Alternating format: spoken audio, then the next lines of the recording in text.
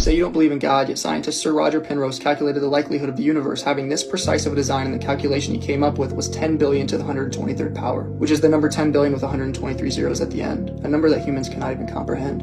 You say you don't believe in God, yet atheist scientist Stephen Hawking stated in his book The Brief History of Time that at the moment of the Big Bang, if the expansion rate of the universe was different by even 1/100,000th millionth of a percent, that the universe would have collapsed back on itself. You say you don't believe in God, yet your existence alone as a human was a 400 trillion to 1 odd.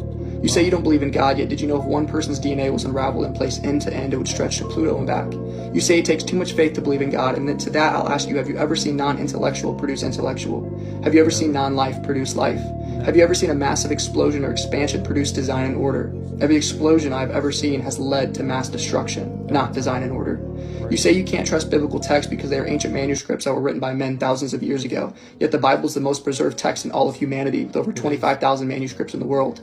I then ask you, why do you trust the reliability of people like Caesar, Galileo, and many other ancient figures when they have far more less items written about them? You say that the Bible has been mistranslated and altered, yet the discovery of the Dead Sea Scrolls in the 1950s have proven that claim to be false. You say you don't believe in the miracles of Jesus, yet you believe in the miracles of the universe being almost perfect in every aspect for us and our ecosystem to survive. You say it takes too much faith to believe in religion, yet I counter that claim with the notion that I believe it takes way more faith to be an atheist than a theist. You say you don't need God to have good morals, and you would be correct. But then you cannot ground your morality in anything else but pure opinion. And you say, who cares? And then I'd ask you, who was right morally? Because it all comes down to subjective opinion if you're an atheist. And if you've had enough bad people have a bad subjective opinion, we would be in a world of trouble. God allows us to ground our morality in an objective manner instead of pure opinion of one person versus the next.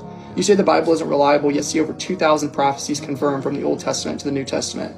You say believers are living in a fairy tale, yet the evidence of Christianity is so overwhelming, I would ask you, how can you not believe? You say, why does God allow humans to suffer and not even have enough food to live? And I'll turn that question right around against humanity and ask, why do we as humans allow people to not get enough food and water to survive? You say, why doesn't God just come down and show himself and so that we can believe? And I say to that, he already did, and we killed him.